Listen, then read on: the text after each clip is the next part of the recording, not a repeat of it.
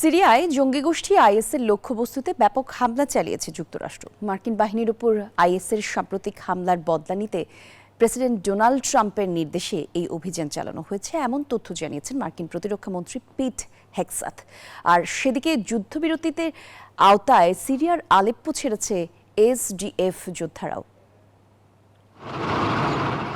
Syria থেকে আইএসকে নির্মূল করতে বহুদিন ধরেই সক্রিয় যুক্তরাষ্ট্র। তবে গেল ডিসেম্বরে জঙ্গি হামলায় 2 মার্কিন সেনার মৃত্যুর প্রতিশোধ নিতে ডোনাল্ড ট্রাম্পের নির্দেশে সিরিয়ায় বড় হামলা চালালো বিশ্বমোড়লরা। দেশটিতে আইএসের বিরুদ্ধে আকাশপথে ওই হামলা চালায় মার্কিন বাহিনী।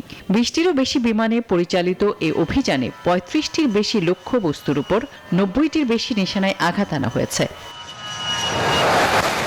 মার্কিন প্রতিরক্ষা মন্ত্রী পিট হেগসেথ এক পোস্টে এই তথ্য নিশ্চিত করে যুক্তরাষ্ট্রের অবস্থান স্পষ্ট করেন। বলেন, যুক্তরাষ্ট্রের বার্তা স্পষ্ট, যদি জঙ্গি গোষ্ঠী আইএস মার্কিন সেনাদের ক্ষতি করে তবে তারা পৃথিবীর যেখানেই থাকুক না কেন খুঁজে বের করে তাদের হত্যা করা হবে।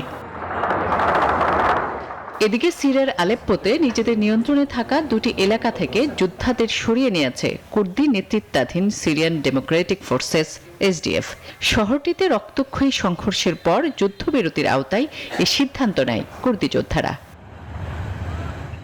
আসমাতুলি, নিউজ 24।